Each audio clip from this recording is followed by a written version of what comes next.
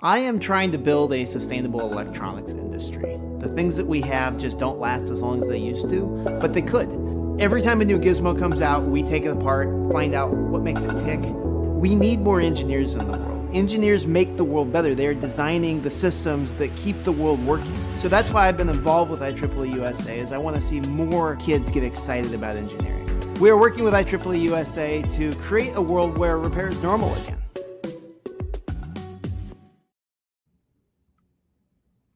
All right. Hello, everybody, and welcome to the August recess edition of the IEEE-USA Government Relations Washington Update. I am Eric Heilman, Director of Government Relations for IEEE-USA here in Washington, D.C. Back behind me, if you can see it, is a little bit of rain from Hurricane Debbie. I hope those of you that are a lot more impacted by it are doing okay.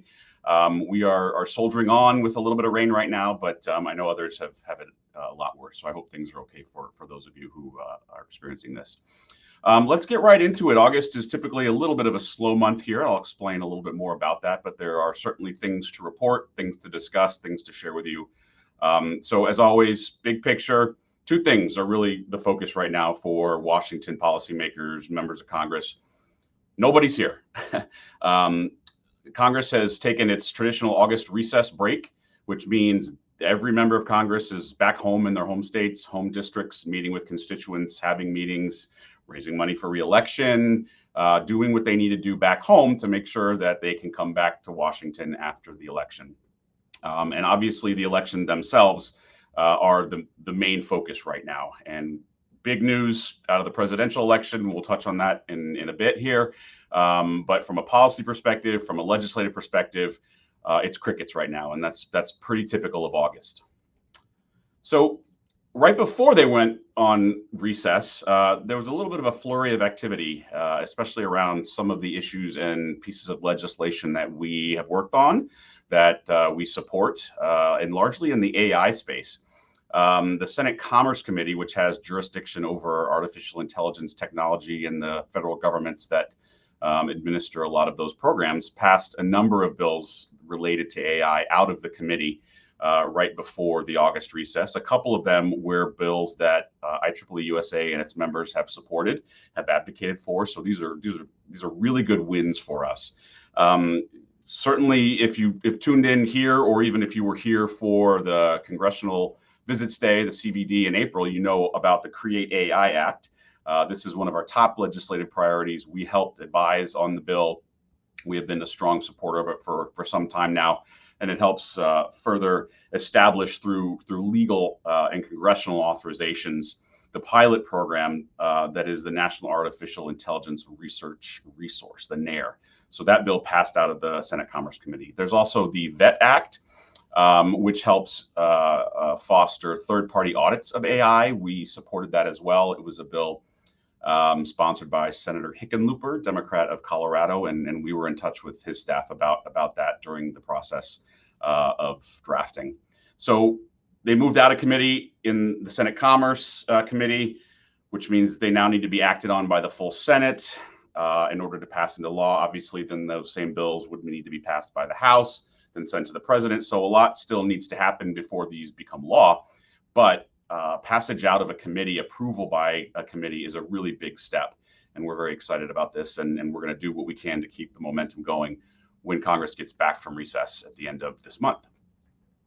The other thing that we got some momentum on was the appropriations process, which we have been working on for a number of months. This has been one of our bedrock issues that we support, and we're specifically talking here about making sure that the federal agencies that do the R&D and scientific and technology work that are so important to our industry and that supports our industry are funded at levels that are needed to sustain and grow those programs.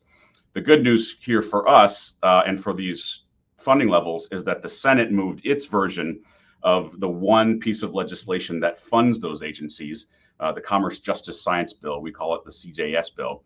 The Senate Committee on Appropriations approved that bill, which includes much better funding levels than the House did in their version. Higher levels for the CHIPS and Science Act programs that we support, higher levels for the NSF, higher levels for NIST. This is all a really, really good step towards trying to recover a little bit of the losses or the cuts that we saw from the last fiscal year's budget. And that's the budget that they're currently living under right now. As a reminder, the FY25 appropriations process funds fiscal year 25, which begins on October 1 of this year. So we are still very much in process for a lot of these. And as we discussed many times, the House needs to do its thing, the Senate needs to do its thing. They need to come together and reconcile all that, send it to the president before it becomes law. Lots of sausage making there, and a lot of stuff still needs to happen in order for this to come to fruition. I do not expect these numbers that we see here to be the final numbers, but it does help to offset the lower numbers that we've seen in the House. And hopefully there will be a little bit of a compromise and balance in whatever final version is approved. Here's another good way to look at this. These trackers are courtesy of our friends at the American Institute of Physics. They're online. The website is down at the bottom of the screen here, and they do a great job of breaking down and tracking the various funding levels that are requested by the president, approved by the Senate, approved by the House, and then finally put into law. So this is kind of where we are with some of the big buckets of agency funding that we work on. The yellow bar that you see that says request is what the president requested for these agencies. That comes in the formal budget request to the Congress that then Congress takes and does its legislative magic to try and come up with final numbers. You see the House is lower in some of these. NASA seems to be doing pretty well, frankly, and I think that those numbers will hold.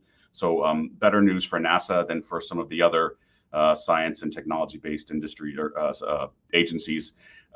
This is all heading towards a year-end, potentially kicking the can down the road of funding, and even potentially a threat of a shutdown of the government. And this is kind of the playbook that we've seen over the last few years. These numbers are going to be part of the much bigger picture in terms of the FY25 budget that needs to be approved. There's a better than half chance that by the time we hit the end of the current fiscal year and roll over into FY25, which is when these numbers ideally would take effect, that the Congress will just continue current level funding because they won't be able to agree on final numbers. That's what we saw last year. I suspect we're going to see that this year. We're hitting an election, and then we're going to have new leaders that will be ready to be sworn in for the next Congress, and that lame duck period, the end of the year after an election, is very usually is a nothing but gridlock, because whoever takes over the majority of the House and Senate, especially if it ends up flipping, won't want to make any decisions and will just want to wait until the next year when they actually are in power to then put their final say on this. So who knows where these numbers are going to end up, but the good news is we have higher numbers to kind of point to coming out of the Senate on some of these important agencies.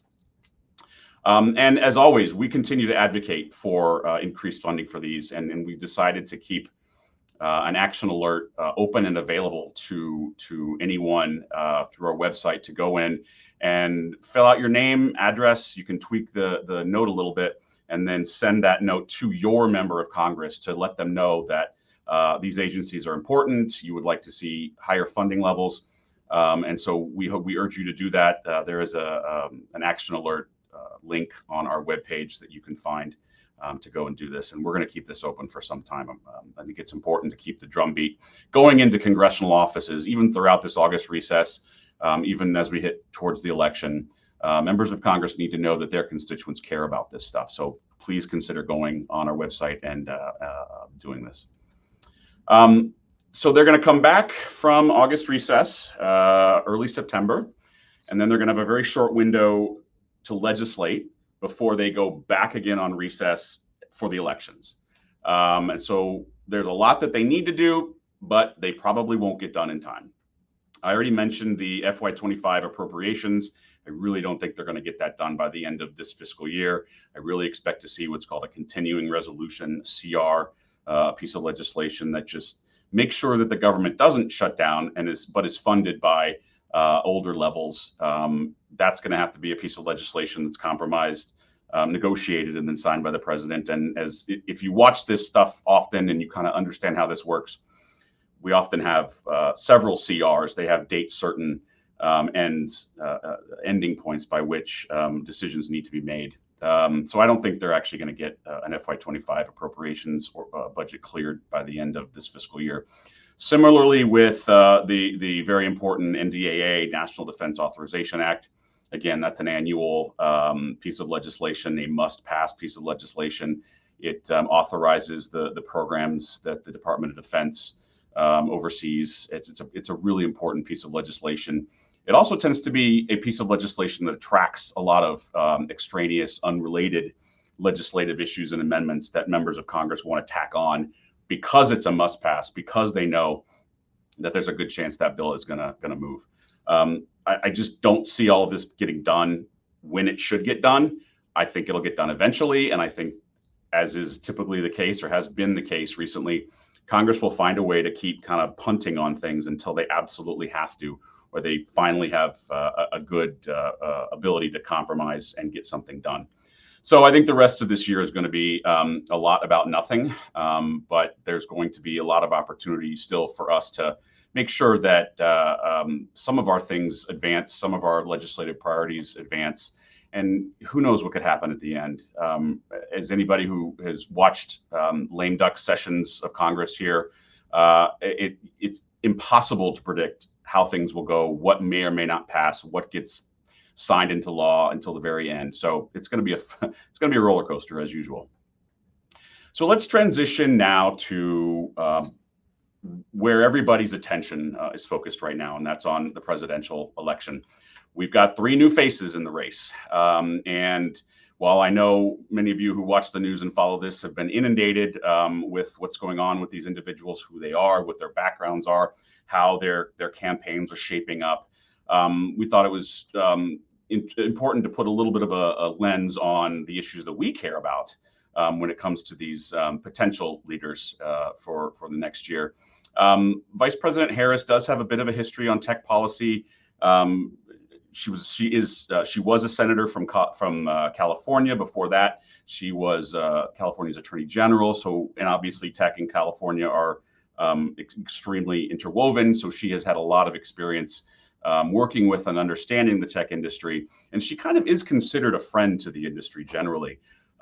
If she is elected president, it is expected she would kind of continue a lot of the policies that President Biden has initiated and moved forward.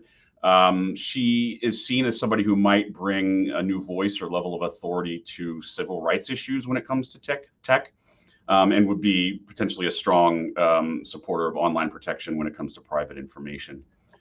Her new vice presidential pick, Governor Walz of Minnesota, former member of Congress, hasn't really made tech a big priority in his political career, but obviously as governor, there are a lot of things that he has done or signed into law that have tech industry fingerprints all over them. And one of the things that the Harris folks and a lot of people watching policy are sort of seeing is that the governor, if he becomes vice president, may end up being a really strong voice for rural broadband and technology issues in rural parts of the country. Obviously, given some of the parts of Minnesota that fall into that category. So we'll see. And then we have a new vice presidential pick on the Republican side as well. Senator J.D. Vance from Ohio. He's got a pretty big history, at least in terms, for a fairly junior senator, fairly junior policymaker, largely because he sits on the Senate committee that has jurisdiction over a lot of these issues, the aforementioned Senate Commerce Committee, which has several subcommittees, and Senator Vance sits on 2 of those. The Subcommittee on Communications, Media, and Broadband, and the Space and Science Subcommittee, which is very important to us and which we have done a lot of outreach to and work with.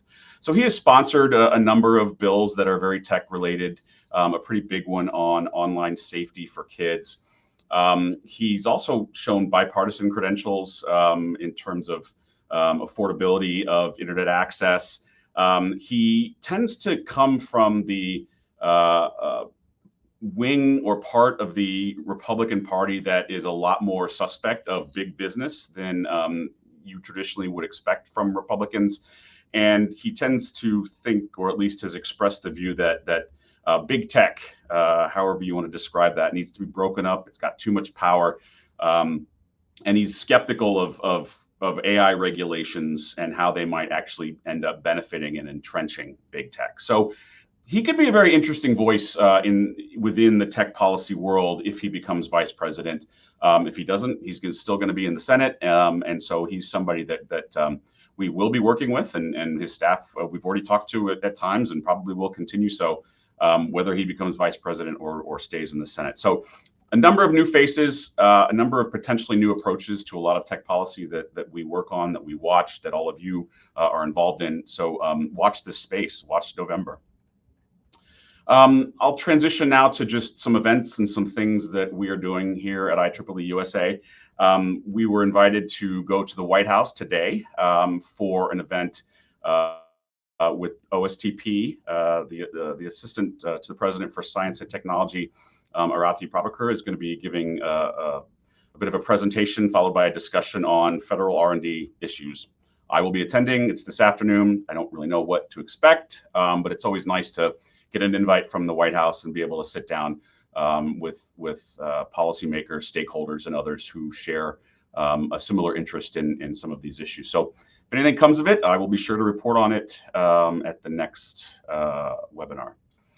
And IEEE-USA is working with others, industry, Capitol Hill, other organizations, like-minded organizations, to put together an event on standards and artificial intelligence.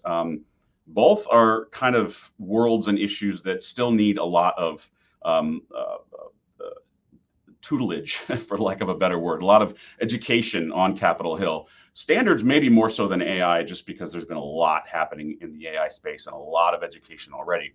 But given that IEEE is one of the largest SDOs, standards development organizations in the world, and a lot of that will play into and has already started to play into the new technologies around AI, we thought it was important to make sure that congressional staff understand the nexus there. So we are partnering with the House AI Caucus, which is an informal group of members of Congress who share a common interest in this case, artificial intelligence issues. There are caucuses on tons of other issues in both the House and Senate. But we work very closely with the House and Senate AI caucuses. So we're doing an event next month. The audience is congressional staff, and it's really kind of to talk through how this world works, how the federal government operates in terms of technology and standards, what NIST in particular does and doesn't do, how SDOs like IEEE do what we do, and how we are integral in the progress of a lot of the technologies that are being legislated on today. So we're going to be there. It's going to be a fun event. And again, I'm happy to give a little bit of a readout on it at our next, actually it'd have to be the one after that webinar. And I'd be remiss if I didn't make note of the fact that tomorrow is the official 2-year anniversary of the CHIPS and Science Act of 2022. That's President Biden right there signing the bill into law 2 years ago. Obviously, a major focal point of our advocacy and support level. We were there at the beginning, helped advise on some pieces of this legislation, supported its passage, and as many of you know, continue to support the programs and the funding that came out of that legislation. Lots of challenges and uphill battles still to come. But I think just the fact that it's there, the fact that it focuses the country on a lot of very important issues, not just the semiconductor industry itself, but sort of the broader technology industry and workforce. These are good things. And so happy birthday, CHIPS and Science Act. Which leads me to some other programming reminders and announcements. We are hosting another conference on chips and on the semiconductor industry itself. We kind of call this a bit of a pop-up conference. It's a one-day thing. This is going to be in Scottsdale in October, and the focus is really going to be on post-silica processing of chips. We do have registration up on our website. It's going to be a good one-day event. So if you're in the area, if you're interested, please feel free to register and come say hi.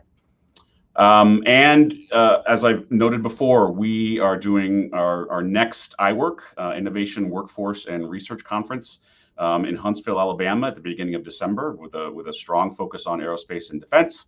It's going to be a great conference that brings together a number of stakeholders in the technology space, government, industry, academia. This will be the third one of these conferences that we've done, and so far this one's shaping up to be one of our biggest. So if you're interested, if you're in the area, if you want to come, again, registration is on our website. And the last thing that I want to do is announce that we have a new team member here at IEEE-USA in our government relations team. Just last week, we welcomed Ryan Kunis to the team. He's going to be a senior legislative representative in charge of a number of important policy issues that we work on, and we're sort of starting to do that transition with him now. We're very excited to have him and his background join. He's got a great level of experience here in Washington. He comes to us from the Association for Materials Protection and Performance, one of many associations here in town that advocates for a particular industry or particular workforce. He worked for the U.S. Postal Service as well before that, doing government relations, a very important and interesting role, which gave him a lot of great insight into congressional lawmaking and oversight of the Postal Service. And as many of us here in Washington, like many of us here, he started his career on Capitol Hill as a staffer. So we're really excited to have Ryan a part of the team. Hopefully you will be seeing his name and face a little bit more as he immerses himself into his new role. We're excited to have a much fuller team here in Washington. So that's all I have. I will turn over to the chat or comments if anybody has any, and I'm happy to pause for a minute if you have one or need to find the chat button. As always, if you have questions or something came up that you want more information about, or you don't want to put it in the chat, there's my email. Contact me directly. I'm always happy to answer and provide whatever information I can. So I'm not seeing anything come in unless I missed it. Okay. Well, I'm happy to end now. Happy to ask you to enjoy the rest of your summer. It's still hot and hazy here in DC, but I hope things are well wherever you are. And as always, we'll see you next month. Thank you, everybody. My superpower is engineering. I've been a roboticist almost all my life now. I think engineering is just as creative as the arts. Engineers, we solve problems. It impacts the world. It makes a difference. Without IEEE, I don't think I would have the network that I have. Anyone can get involved with IEEE-USA at any time. There's an immense amount of value for anyone at any career stage.